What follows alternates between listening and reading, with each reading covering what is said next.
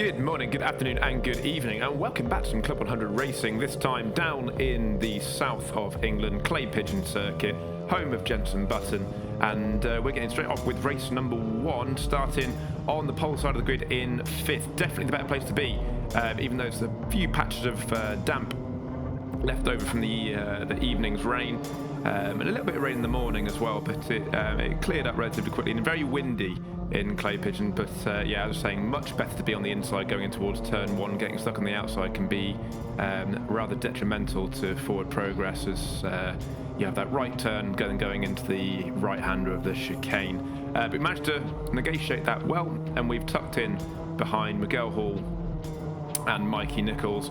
So I think off the top of my head, without going back and looking at the grid, we were the 3 C1s in this race, and you can see there Miguel getting plenty of drive going down the inside through the bend on the main straight that isn't straight, but not quite able to secure the move off as we go into Billy's blind.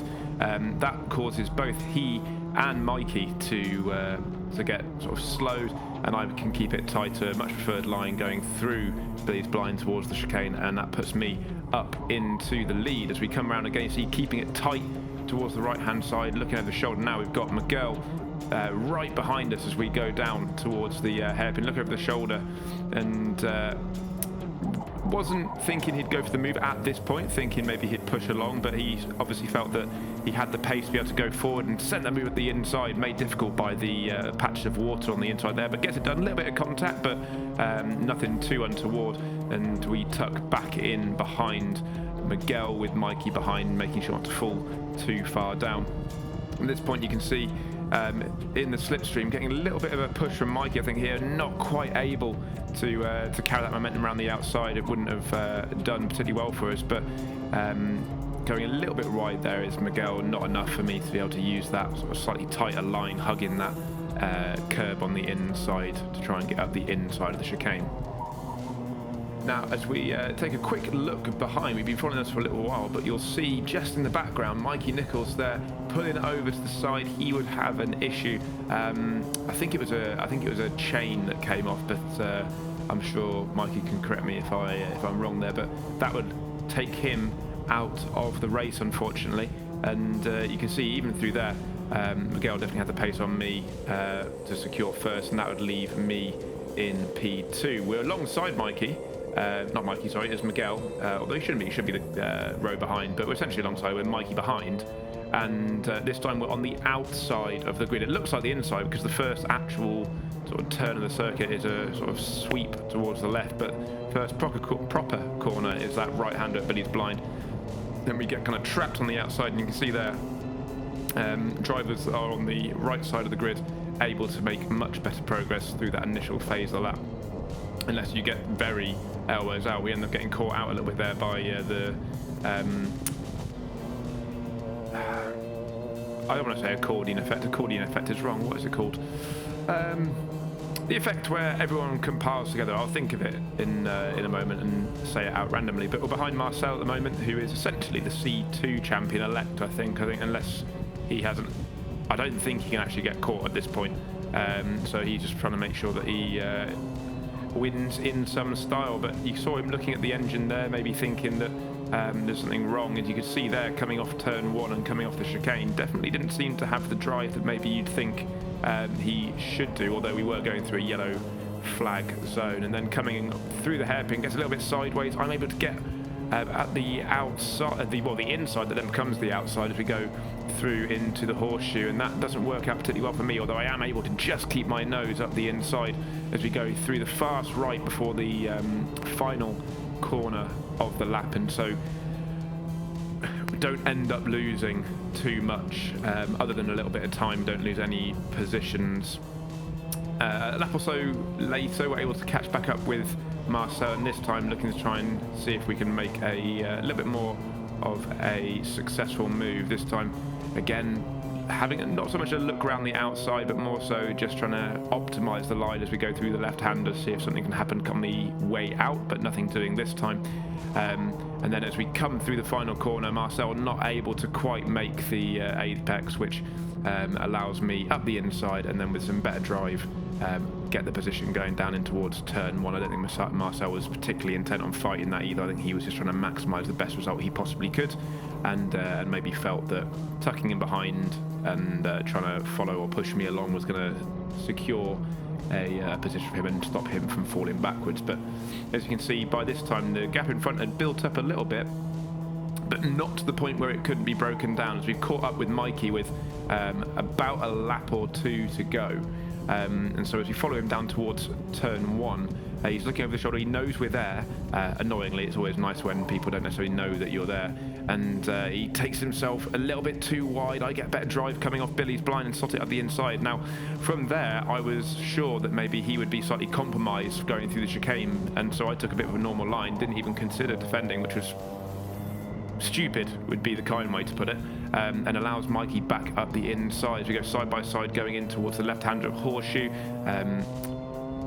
I sort of relinquished that position with an effort to see if I could get something back, really gaining the time going into the final corner with Mikey. I'm not sure if he was sort of not able to carry the speed going in. Maybe the front end of his car was just pushing on a little bit, but he goes inside to defend turn number 1. I have to go towards the outside, see if I can sling around the outside. But the way that corner works, given as long as he was able to stay side by side, he was always going to get slightly better drive from that preferred inside line. We stay right behind him until the last minute, maybe seeing if we can cause him a bit of confusion, but nothing doing that side by side as we go in towards the Horseshoe again. Nothing happening there. Can we get a bit of a cutback? No, but I am able to get a slightly more preferred line, looking to see if we can potentially send something down towards the last corner. Have a think, but not this time. We get a bit of a nudge on the back of Mikey, as again he's maybe not as quick as we would like him to be through that last corner, and not able to win the drag race down towards the line. But it was a good bit of fighting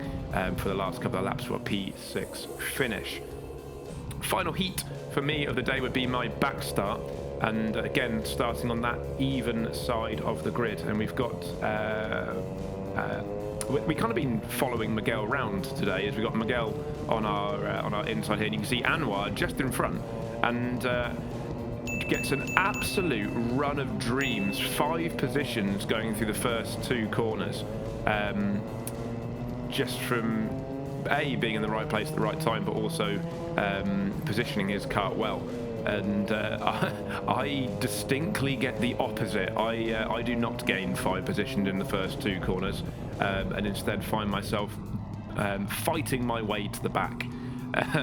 As Miguel has already got past. He had a really good day so far today, and being that I'm at this point in the year battling with him for a bit of a championship finishing position, not for the championship obviously, but sort of our part of the championship, in that kind of like fighting for 5th place.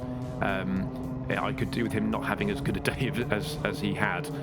Able to make the move up the inside of the super heavyweight there, going in towards the chicane. Both better drive and probably a bit of advantage from being slightly lighter, as it is heavyweights racing at 90 kilos, super heavyweights racing at 98, I believe.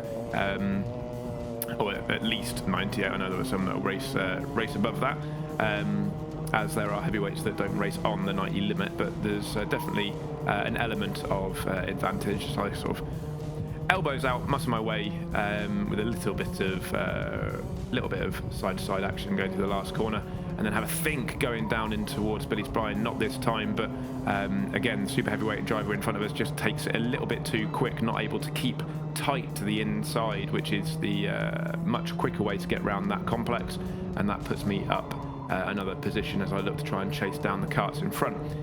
Did so in about a lap. Pace felt really quite good in this one, and even though I'd gone backwards off the start, I was feeling relatively positive in terms of being able to repair the damage that had been done.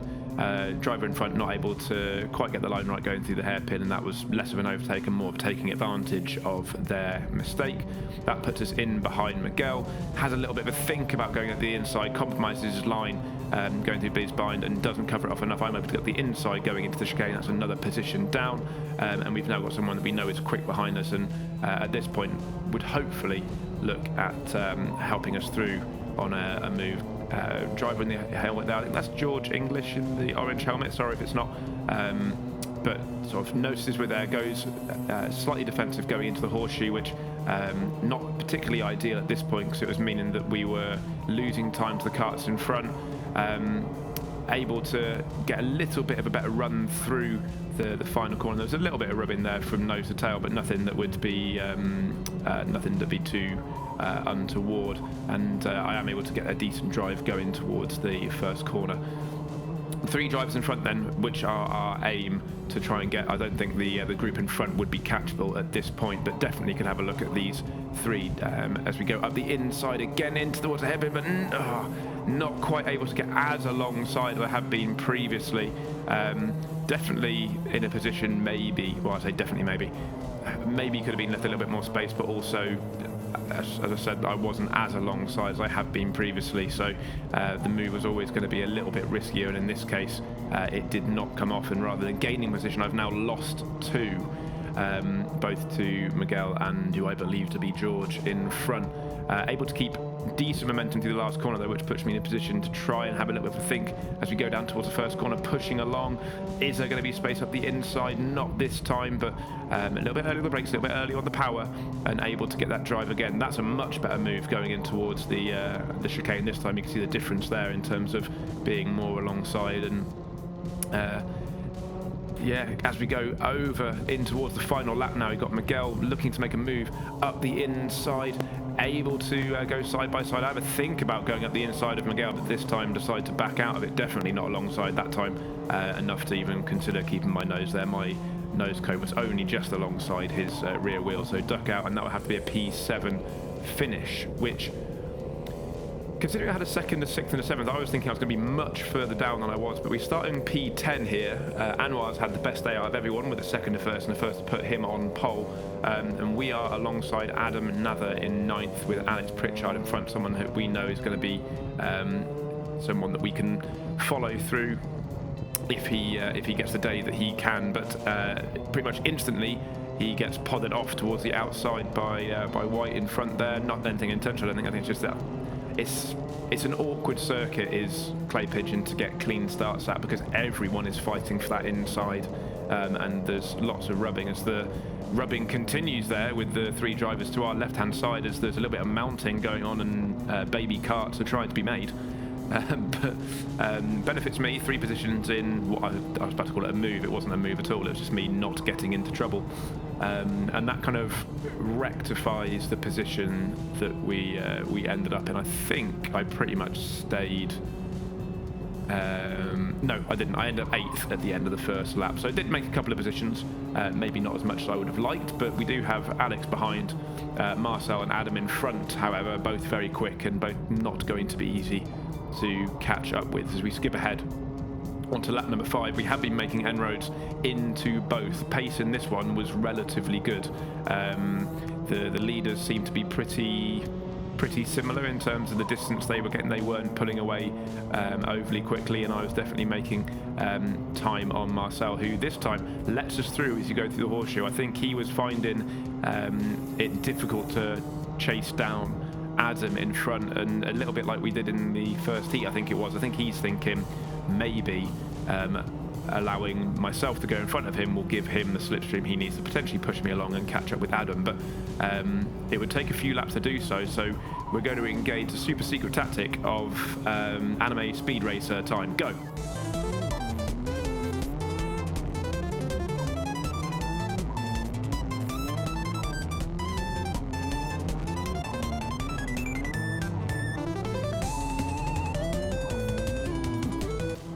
There you go, never fails. Much faster driving when you engage the anime, but there we go.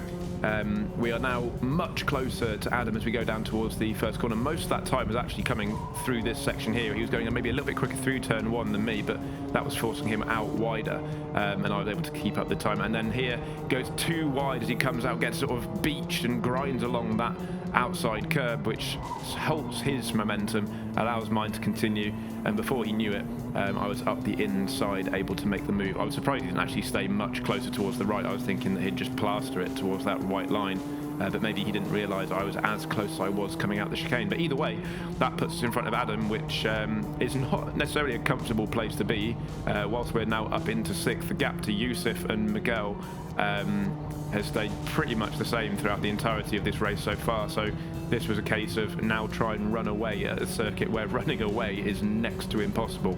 As you can see, we've moved forward onto lap 13 here. Adam had the slipstream, had the run going down in towards turn 1, and able to put himself back up into 6th, demotes me to 2nd, and we've got the threat of Marcel behind as well. Not sure what Adam was trying to sort of say there, whether he was trying to say let's see if we can run away, but at this point we're getting right towards the end of the lap. I've got no intention of of pushing along. I want to be the lead car and try and control it the best I can. In doing so, nearly opened the door to Marcel, who took the right step of trying to take a move there, and I got a little bit of a bump from behind Marcel, which gives us the speed we need to get round the outside, getting the inside for turn number 1. And yeah, very careful here not to try and send it too deep and keep it tight. And in doing so, I think, yes, Adam has indeed lost out to Marcel as well. Head down now to see if we can pull away for the last couple of laps.